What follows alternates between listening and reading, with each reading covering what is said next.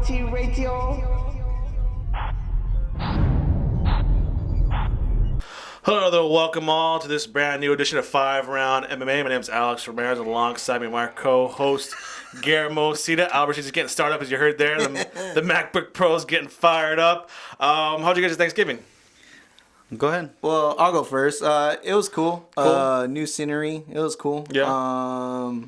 I had turkey. Turkey? A lot of food, too much that I couldn't eat no more, and then followed by some Black Friday shopping at Toys R Us. Black Friday shopping. Wow. So today's show, we're going to cover Benson Henderson's mixed messages, the Federal Trade Commissions Act, closing inquiry on the UFC and Zuffa, and then maybe some Anderson Silva, Vitor Belfort, and take a look at the upcoming hectic UFC schedule it has in December. Before we get started and take care of some business, first, though, I want to thank our fine line of sponsors. First with Rocking Green Eco-Friendly Cleaning Products, the 5 Rounds Clothing Line, and, of course, the RMA Foundation, Redemption Martial Arts. So, gentlemen, get the timer ready for me, please, so we can start round number one. Guillermo, where you at? Oh, I'm behind. He's too busy with fantasy right Fantasy now. flight? How's fantasy doing real quick? Not good. So that's why I keep checking. Yeah, I'm doing horrible, too. Mine are coming down to the wire except for one. All right, so round number one. Benson Henderson was victorious over Jorge Masvidal on Saturday. UFC Seoul, Korea, their debut in the country of South Korea via the split decision. But kind of what I took from it was his kind of mixed messages afterwards. He had an interesting in-fight promo after. He said kind of like, oh, he kind of took off his gloves and put them down in the center octagon. He said, oh, I hope that was impressive enough performance for you to warrant you fighting me, or I hope you're impressed. And then this post-fight press conference, he made it known that this was his last fight, or his current UFC contract, and then asked him, hey, do you want to stay? He's like, yeah, I want to retire with the UFC. That's no question about that, but I will test the free agent market. So, just thoughts on what he said, guys. I think it is a mixed message, but I think when it comes down to this, I want to find out who this mysterious guy is that he's trying to impress. Who's trying to impress? Is it within the UFC? Was it Bellator? World Series of Fighting? I don't know. That's the real mystery to me. Yeah. I don't know. Maybe I just think he's. It was more of a general thing when I. Dana White, maybe? Yeah, maybe since it's the last of his contract. I mean, he's almost like Frankie Edgar, where he's kind of lost in between divisions. Yeah. And people don't really know who to match him up against, and maybe that was just a general statement saying maybe he's ready to go back to 155 and make one last push. Well, I think Albert's totally wrong on that. I think there's two hidden agendas here. I think there's one person in particular he really wants a matchup with, and then second of all is the money situation. Of course, if he makes it blatantly clear that he's going to test a free agency, that it's going to open a bidding war. Yeah. If he just stays quiet and hey, is that impressive to that individual that he's trying to call out?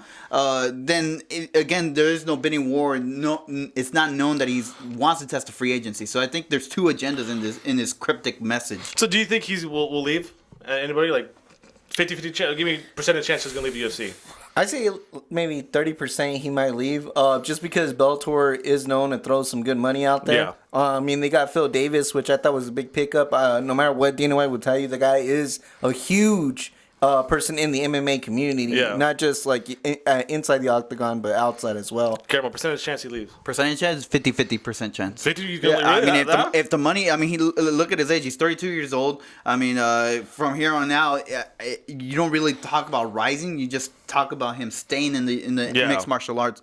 How many years does he have left? If he can get big money from Bellator, I think he takes it. So I'm about maybe 30-20% chance, but like say he is 32 years old, maybe one quick cash out. Do maybe like a 6-fight deal with one of these other companies, get a big cash out, and come back to UFC and maybe, like he says, retire. But do you think he's kind of disrespected or at least underappreciated in the UFC, Albert? Go ahead. No, he's greatly underappreciated. I mean, he's one of the. When I think about fighters that are worth X amount, are the ones that actually make people tune in and watch it. I mean, it was a shame that this fight card was at 2 a.m. and the Fight Pass where not that many people would actually watch it. But him, Donald Cerrone, Diego Sanchez, I mean, these guys come and they give you your money's worth. And you know it just because their name on the card, you know it's going to be a good fight.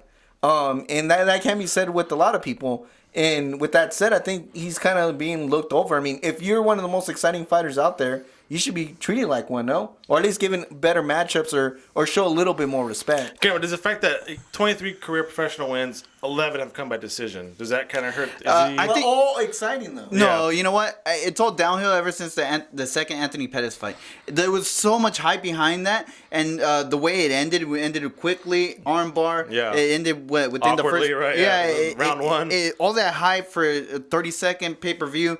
I think there was a decline in not only the fans' perspective of him, but also within the MMA community or the UFC, because I think the disrespect started from there on. Instead of getting like another shot at, or rematch at his shot, or after that he went on a 2-fight win streak and still didn't get a title shot. Yeah. I think you can see the decline. You can see that he gets the 2 a.m.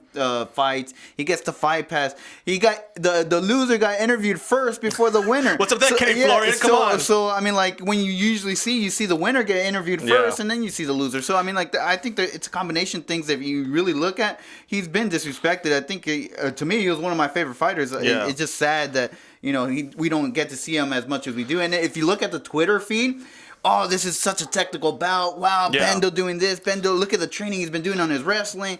And it's like... But then you also, that they say the exact same thing for Mighty Mouse, and look where he's at in popularity. Look, technical bout, this is above everybody's head. Look what he's doing here. Like, fighters love him, but do the fans necessarily get behind him? And it's interesting when he goes into negotiation with the UFC, because he's only 2-2 his last 4. Yeah. Like Albert, you said, he's stuck in limbo. Does he have a lot to leverage against UFC contract-wise? I think so. What people forget here is the whole look perspective. Benson Henderson is a good-looking kid. And and you forget that sells, though. Yeah. You can sell Benson Henderson. He's smooth for a reason, right? And also, I really do think he's, like, outside the octagon, he can really be a spokesman for the UFC. So I think they're just not really jumping on that opportunity when I think they really do have somebody here that can be inside and outside a UFC guy. Yeah, hopefully this plays out. I think it'd be kind of interesting material to read in all the MMA reports. So stick around for round number 2, guys. All right, time out for round number 2. And with all this talk of Benson Henderson, we got Diego Alves too. Testing the free agent market. I want to ask you guys: is there an actual free agent market in the sport of MMA, or is it just kind of guys who can't cut in the UFC anymore and they actually go to Bellator or World Series fight? Well, isn't it a competitive free agent market? Before you continue, can you go down the list? Current guys who've left the UFC, like maybe on their own will. Obviously, the biggest one being Phil Davis, who we talked about. Josh Thompson just did it. John Finch, was it by choice maybe? Guys like Jake Shields, Josh Koscheck recently. Those are more recent guys. But guys in the past, like BJ Penn left back in the early 2000s. Randy Couture left on his own. Remember Hendo left for like a little period, then came back. So is there a real market out there for these guys? Or just kind of like, the UFC... We don't want you anymore, so go somewhere else. No, I wouldn't say there's a market, but it's a good way to reestablish yourself. Because people forget that... at the end of the day, I guess as an MMA fighter, your goal should be UFC, just because that's for the best. It's like there's really nowhere else to go. But that's not saying there's other places where you can't make a career or reestablish your career. Bless you. Yeah, because let's take someone that was cut, for example, which is Anthony Rumble Johnson. I think he's worth way more now than he was before. Yeah. And if it wasn't for that break, and it wasn't like he had to go somewhere. So there is avenues out there, but I think they're more for reestablishment purposes. I totally disagree. Besides Anthony Rumble Johnson, everybody on that list never came back to the UFC the same. I mean, what? Who? Well, I'm not going to say the same, but Dan Henderson's stock went back up when he came back. So his stock wasn't as high as when he first left. Yeah, he beat Fedor too, so I remember. The biggest name you said is Josh Thompson. Josh Thompson was the only one that was getting into a bidding war between the UFC and Bellator that I felt. Bellator. And he chose Bellator. I also felt that Josh Thompson offered more to the UFC than anybody on there. Yeah. Phil Davis, again, loves your boy. He's my number one fan. It wasn't a hit for the UFC to lose him? But it was a hit, but I think Josh Thompson was a bigger hit in that lightweight division compared to Phil Davis in a drowning light heavyweight division. Yeah.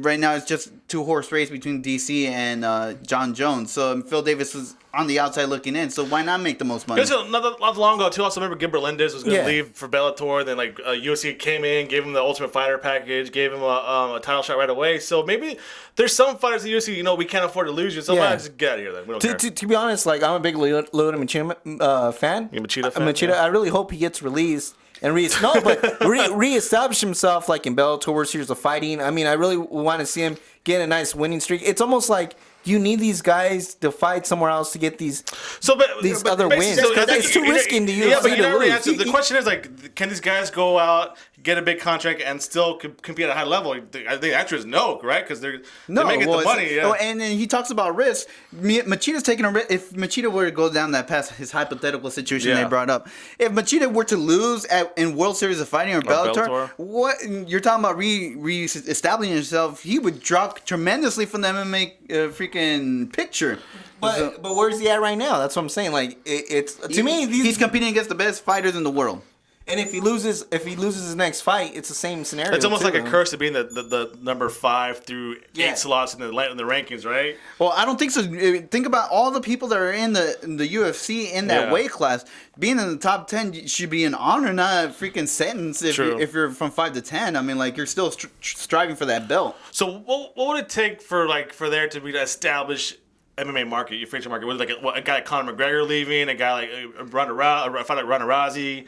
I mean, she takes these big stars. I'm gonna go ahead and leave somebody with enough pull. I would say, like for example, like a DC that can has so much relationships with all these fighters, and then say, hey, I'm jumping ship. Hey, I got a good deal. I can help you out. Be the Chandler Parsons of Dallas Mavericks for the Bellator. That's what they really need. Is that something like Benson Henderson can establish, or no? Or is he not that big of a star? I don't think Benson Henderson's that big, but if they like Daniel Cormier, I think that's huge. I mean, like Guillermo said, I think if let's say Bellator or even World Series of Fighting were to be able to get DC or any other upcoming thing, I think that's pretty huge if you think about it. Yeah. Just because the AKA is so strong and they can actually bring some established fighters.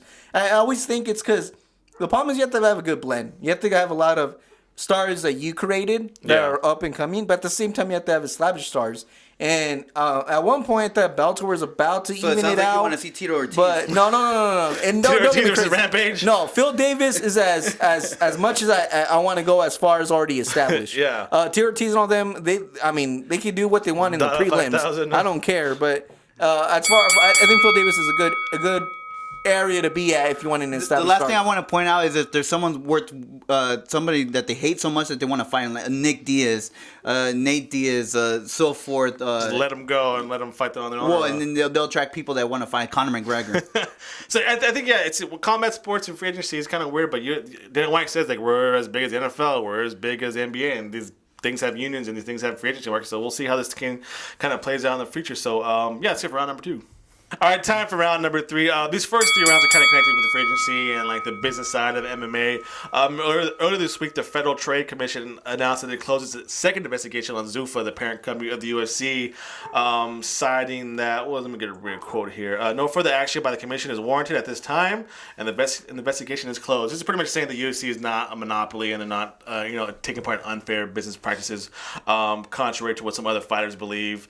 So I believe there's like a lawsuit with Brandon Vera, Nate Quarry, Kung Lee, John Finch, all filed suit against Zuffa, saying that they're a stronghold on the company, on the MMA industry. There's not fair practices. They can't really go out and make money outside of the UFC. So, guys, just news about the FTC closing the investigation. And is UFC a monopoly right now? No, it's not. And they have Bellator to thank for that. They have, I thought at one point World Series of Fighting was trying to, get stars and stuff like that. They kind of cooled down. It kind of cooled down. But Bellator was all on fire, like spend. Yeah. So that was really the nail in the coffin for John Fitch and Kung Lee.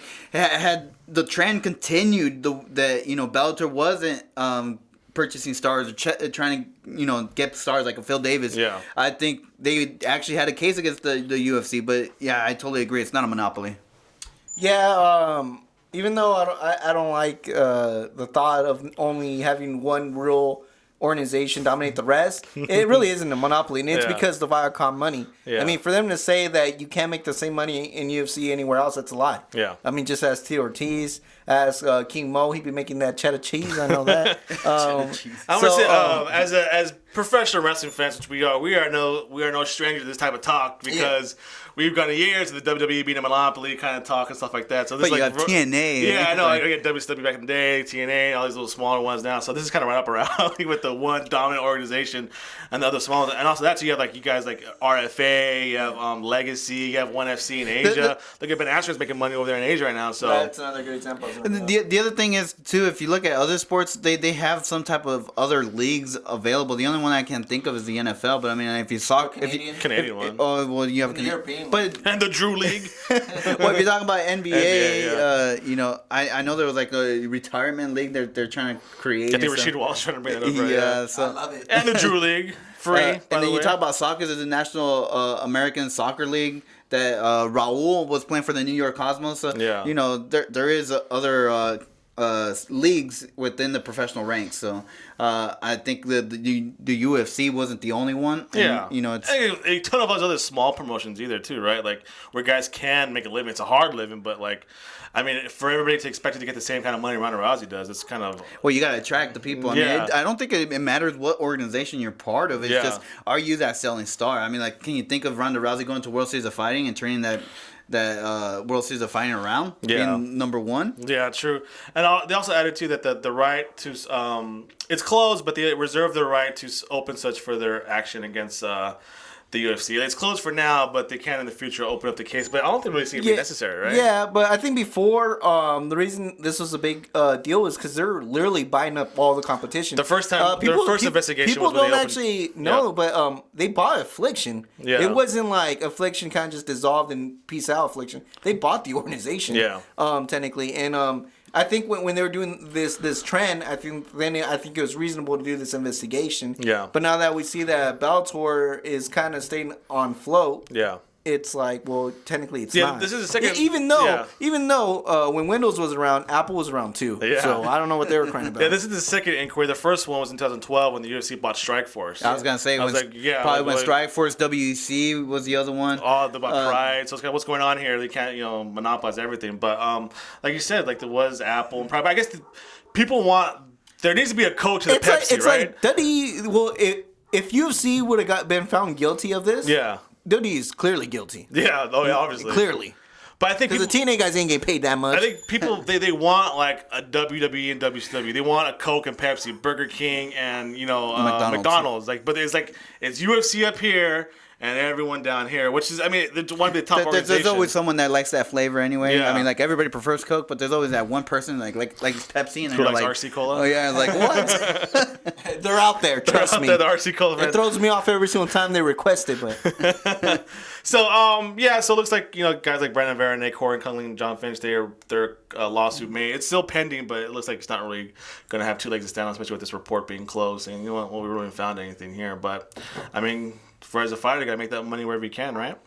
Mm-hmm. All right, so that's it for round number 3. I want to take a short little break. Coming up, we're talking about Anderson Silva versus Vitor Belfort 2. It's supposed to happen, I guess. And not in Bellator 2, it's happening in the UFC, guys. And then also the UFC's crazy schedule coming in December, so stick around. All right, welcome back. Thanks for sticking around this short little break. Gentlemen, round number 4. Reports are going around earlier this week as well, saying that there is a rematch set in place between Anderson Silva and Vitor Belfort to take place at UFC 197 in March 2016, which will happen in Brazil. Albert, you're the biggest Anderson Silva fan I know. You excited for this rematch? I like this rematch a lot, actually. I really do. It makes sense to you in the standings? It makes, in the rankings? Yeah, you got 2 guys that have tested positive for illegal substance, right? Yeah. 2 guys that are phenomenal fighters, were phenomenal fighters. And I like it. The only person that doesn't like it is Tim Kennedy. Tim Kennedy wanted to face both these guys. Once, by the way. And I would have been okay with that matchup, too. But it makes sense. It was almost like...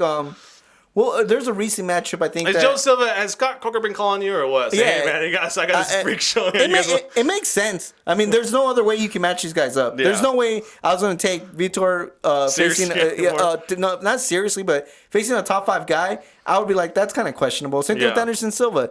These guys really need to reestablish themselves. What better than face each other? Though? This guy started out pretty good, and then he tailed off at the end. Dude, Vitor Belfort just fought for the belt not too recently ago. He was a top contender. And how did he do?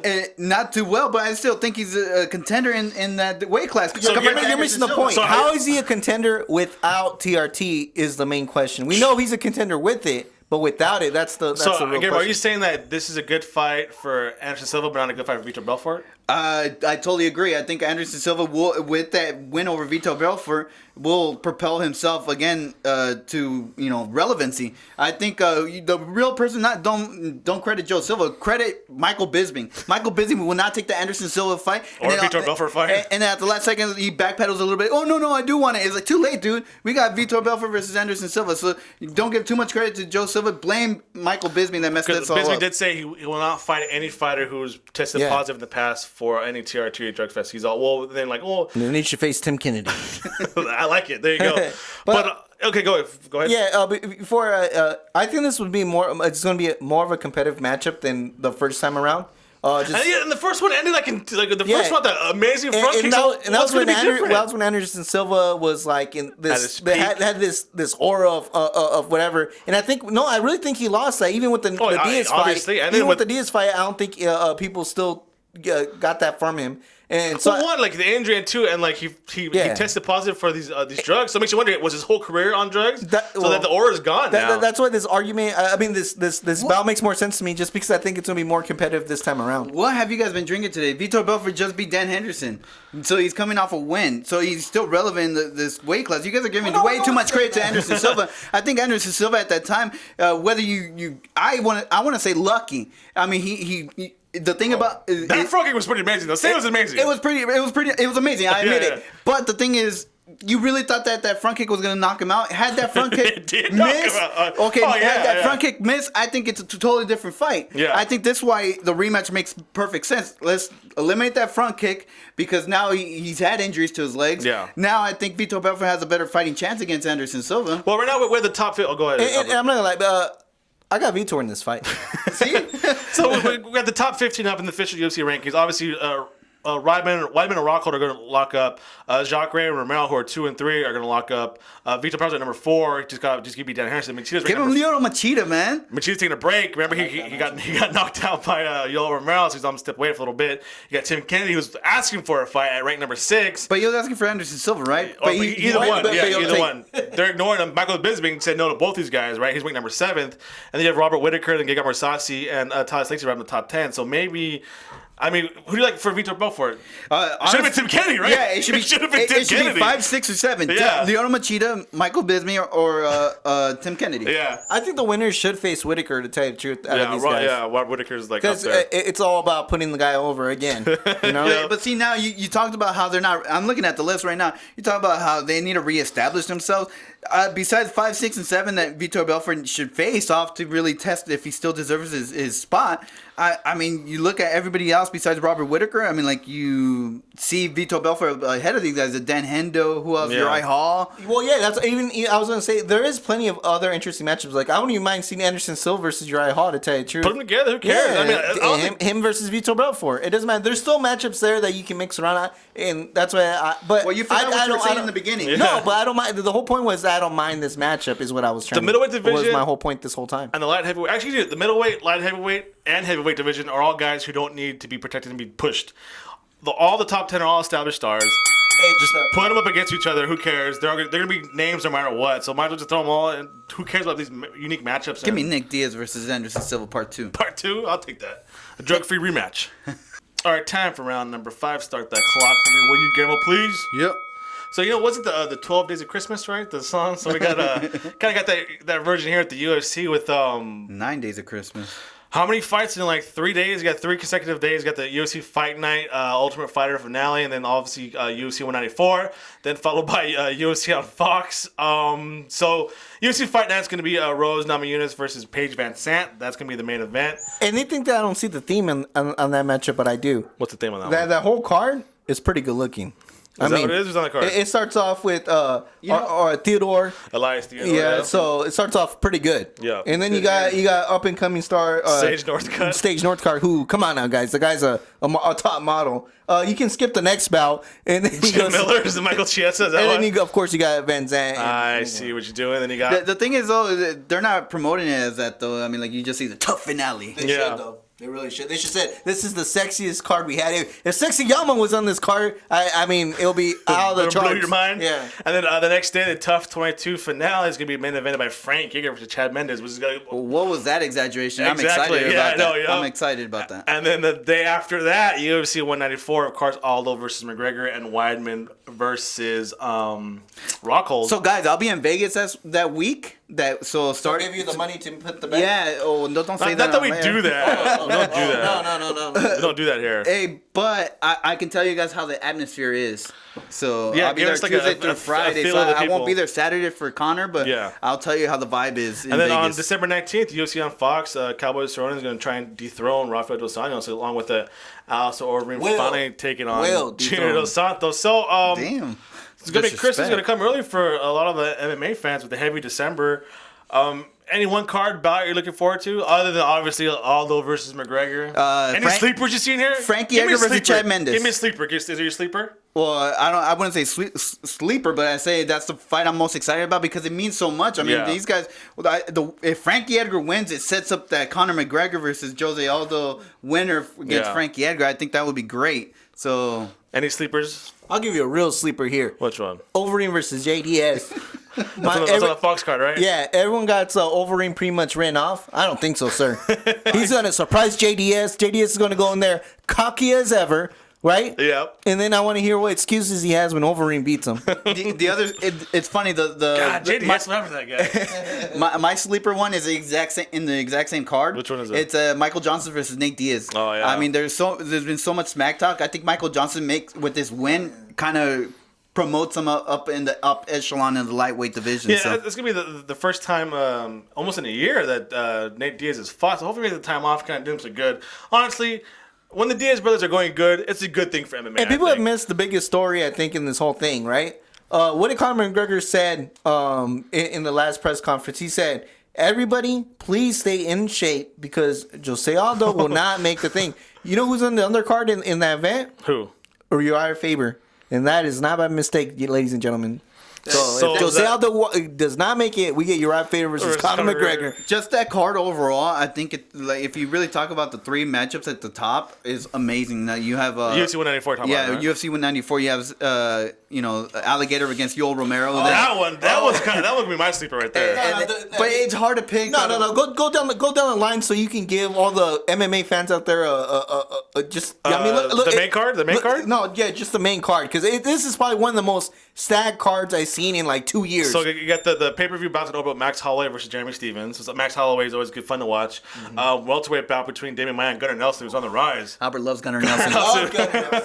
And you got the Jacare Souza versus Joe Romero, which is both your boys, right? Yours boy, Joe Romero, your boy? I'm going to go Gator this time. Getting this one. And then co-main event of Chris Weidman versus Luke Rockhold, and the main event of Jose Aldo versus Conor McGregor. That's a stacked card right there. Yeah. A stacked card right there. I mean, if the two cards previous don't get you excited, I mean, like this fight alone. And then not to mention on the prelims, our boy Kevin Lee is going to be on the prelims. Leonardo Santos, and now the prelims going to be capped off by Faber versus Frankie Sanchez, and then Leticia Torres, who was supposed to face Michelle Watterson, is now facing RFA champion Jocelyn Jones Leibarger. Top to bottom, I think it's an amazing card. You got Court McGee coming back too. Court McGee coming back. Look at that. So John McDessie's on this card. Here's the question: who do you guys got? Conor McGregor or Jose Aldo? Well, we're still a couple weeks away, so let's let it simmer. Let it stew. We still don't know if it's going to be Jose Aldo versus Conor McGregor. We're just taking time as fans here to celebrate the appreciate the 9 days of fighting for all us MMA fans. Christmas is going to come early. But I do got Van Zandt winning. You do got Van Zandt? I got nominees with the upset, but we'll talk about that next week. So we'll see.